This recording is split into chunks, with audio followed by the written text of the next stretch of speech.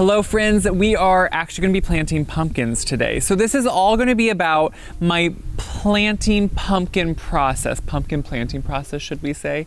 Every year I slightly adjust it. There have been years that I have planted up to, I think it's 80 plus hills of pumpkins and squash. This year I'm not going to do quite that many. I'm going to do a little bit smaller area, but I am going to try to proactively get rid of weeds or control weeds and grass growth this year. And I'm going to show you how I'm going to do that with a barrier that is biodegradable. I'm excited to try it out. And actually I was talking to a organic farm that I know, and it biodegrades into the soil. So we're going to talk all about that, but first what I have to do is prepare the soil. Now usually I'm someone, when it comes to my raised beds and a lot of other places, I do not like to till the soil. This is going into my grassy meadow field area, and I definitely want to till it. So last year I did overseed with some of the grass. This is where I planted pumpkins, but I overseed and you can see the grass is coming up. I'm going to till that up here a few times first to really make sure it kind of works and has a nice soil, and get rid of this grass. Then after I get rid of the tractor, because I'm going to do it with a big tractor and the tiller behind it, it just makes it easier on an open area. This area has kind of hardened off with the rain, with the snow, and it would be a lot to do it by just a push tiller or a walk behind tiller. So I'm going to do it with the tractor tiller. It's just a garden tractor tiller. I'm going to go back and forth a few times. It's about a 5-foot wide tiller, but it could still take me a few times just to make sure that soil gets nice and loamy and easier to work with. Then we'll talk about the barrier. We'll talk about the seeds I'm actually going to plant, the varieties I'm going to plant, why I'm doing a slightly smaller area. It may not look like it at first, but it is. So it's really going to be about starting with the soil, starting to make sure it's tilled so I can easily work in it, but also put the barrier down too. Because right now with all the grass, if I just planted amongst the grass, it's all going to get tall because it's native grasses, and it would crowd out any of the pumpkins and squash that I would plant and not make it so I could plant easily within it. So the best thing to do is to clear it off. I don't want to spray it or anything, and so that's why I'm going to till it and then use the barrier. So I'm going to get started by tilling it. We're going to see how that works. Hopefully it'll work out pretty well, and then we can get started.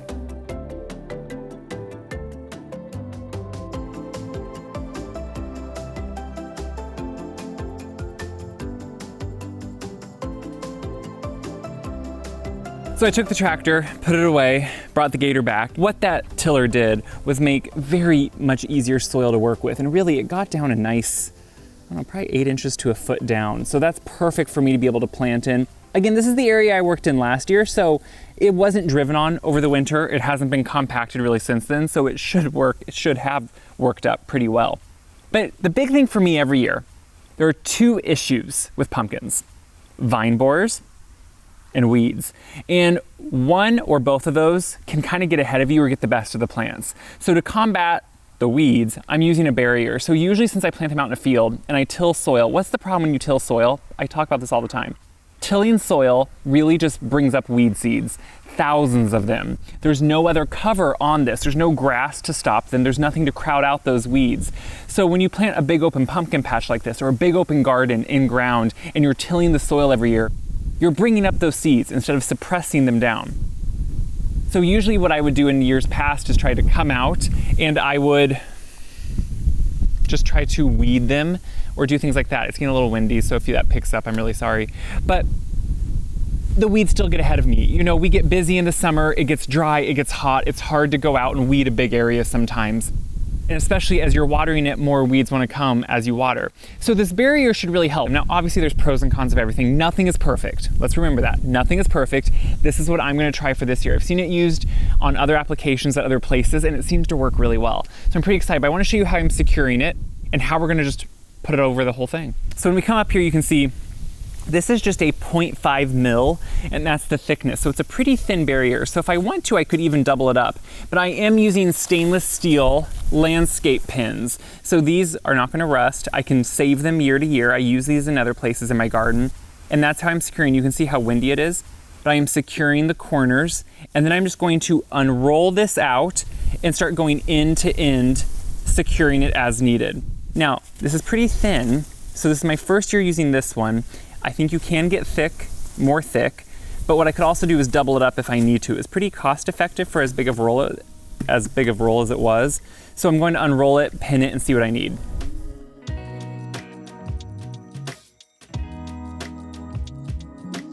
So it's been 2 days actually since I started this video.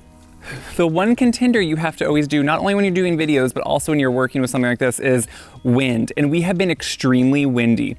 And so when I started laying the plastic out, obviously wind is not a very good friend. So I had to adjust, and I needed to get my plastic down that day. But what I'm gonna do now is show you what I'm using, how I laid it down. You can see a lot of weighting, as in W-E-I-G-H-T-I-N-G.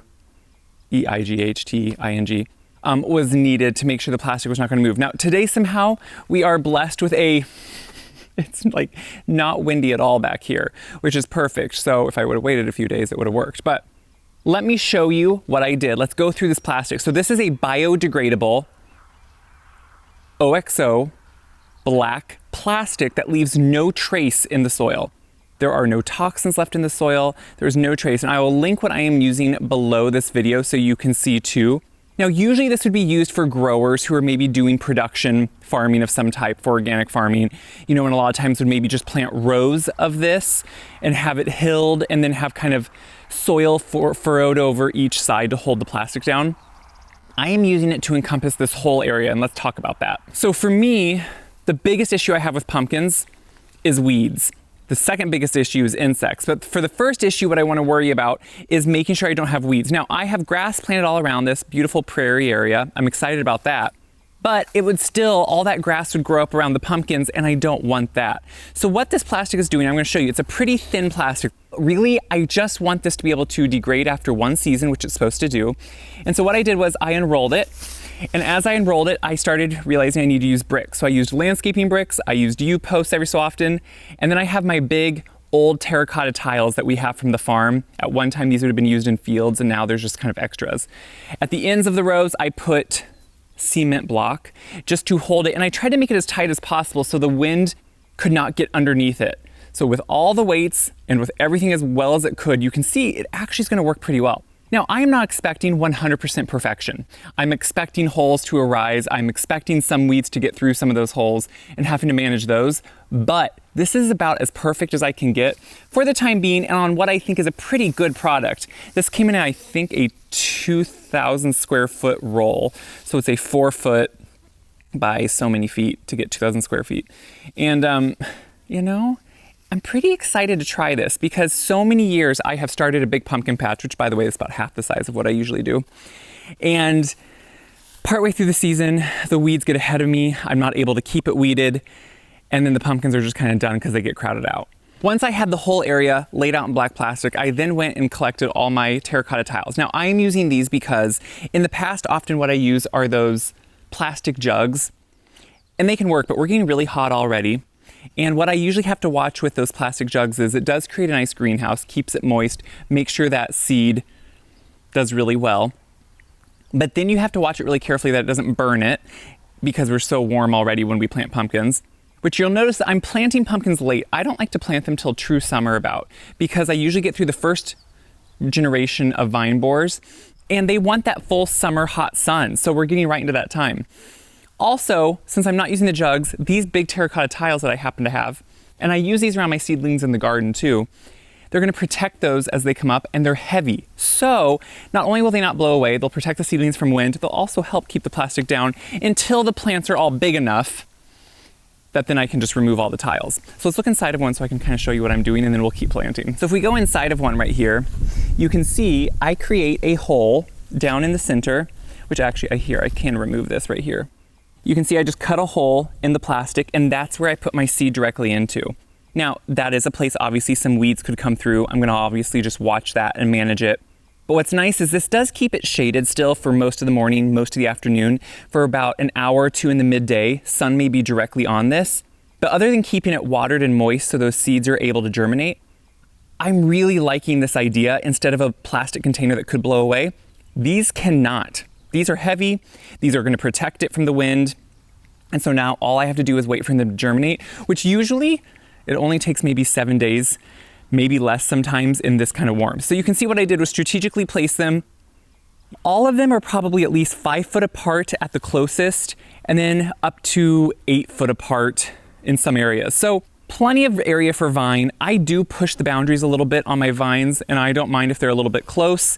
Some of them are going to do really well. Some of them may not do well. Some of them are more susceptible to insects, even if I use organic methods. So I'm really okay with overplanting and then hoping I still get some out of it. So I have about 4 left to plant, so I thought I'd show you kind of my weird method. Now I will transpose this back into the house, into my garden book, so you can see truly what I'm doing. But when I'm out here in the field, this is my rough sketch of each hill. I don't really actually make hills. I worked that soil so it's nice, and then I put this around it. And now I'm just writing maybe a shorthand of what I'm planting in. So what we have left is some honey nut I'm gonna put in. I'm gonna put in some, this is the Burpee's butter bush, but this is actually a new one for me. What I like is it's a little bit more dwarf, so it won't quite take as much area, but it still does have vines that will get a little bit further, but it's still supposed to be a heavy producer of butternut, so I'm pretty excited about that. I'm gonna plant, I have 2 spots of this, but porcelain doll, one of my favorites. Sweet potato, which I'm excited about this one too. I ate this one time and thought it was so good, so I'm excited to actually try planting it. So when I'm going to do this, usually what I do is I have water right here with me, I have my seed packet, and I have a scissors. So I leave the tile on just so I know exactly where I'm going, and make an X. And then I can remove the tile if I want to, just so you can see better. And I can make a little bit bigger opening if we need to. This is really just enough to make sure the seeds have room to germinate. And what's great is plastic can actually help you have better squash overall because they like the heat. So it's actually going to somewhat shade their roots, which they like, but also going to provide some heat they need. So I usually put about, let's say roughly 5 seeds into a hole. There's really no science to that other than I probably thin them down into 3 plants, but I like to over put in the hole so they will for sure germinate. Sometimes depending on the year, if they're getting a little old, they may not want to as much. I will then, when I see the seed still, pour the water on, because if you cover them and pour the water on, it's just gonna push them out above. And remember, at this point, you don't need a lot of water. You need enough to moisten each seed, and then you can just cover it up with some dry soil. And I'm gonna place this right back on top. So you can see instantly how it starts almost shading it. And other than a couple hours every day, it's gonna stay shaded. I will say too, while I'm on here, I'm always trying to be a little bit careful not to tear the plastic. So yes, there are higher grades of plastic, and you could use a really heavy duty plastic or a fabric even.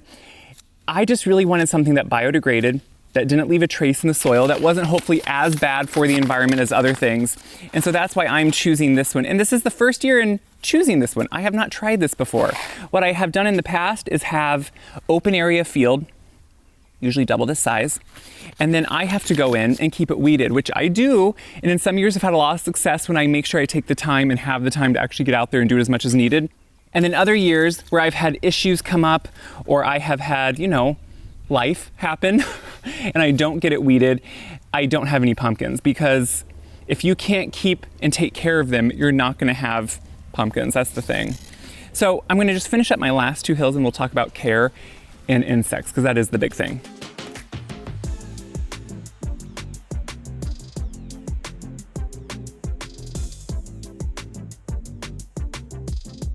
Really, this did not take too long, which is what's great. I have 31 areas planted. Usually we would say hills. I did not traditionally hill them like we usually would. Hilling them, what the idea is it will help that soil that's hilled warm quicker, warm the roots quicker so they grow better because they like to be warm. They're gonna do the same thing under this plastic, and it's gonna be just as fine. What I'm excited for is the weed retention that will hopefully be helped with this. 31 hills sounds like a lot. It really isn't, because some of them won't do well, some of them will do well. None of them may do well. We'll kind of keep checking to see, but usually I try to overproduce, so I have a lot for ornamental reasons, I have some for food. You could eat all of them, but obviously certain ones like butternuts, honey nuts, that sweet potato one, I grow all specifically for food. The other ones can be used too in pies and delicious things like that. So I hope you can see how it's possible. It is possible to grow a pumpkin patch. It takes work, and it takes something different sometimes every year. Every year I'm learning. I'm hoping this biodegradable plastic is a new method that will definitely fit the bill on what's going to work well. And because you know what? Each time we learn something, we're able to grow and learn from it, and then continue to use it and adapt, and eventually just hopefully be a better gardener because of it. So that's what I hope you get out of this.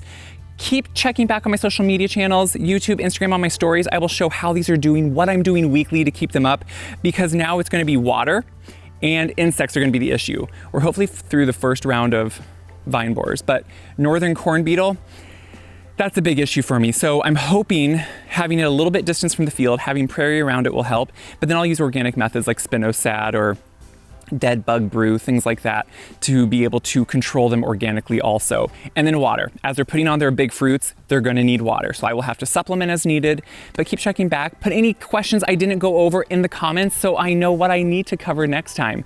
And until then, let's hope for some good pumpkins.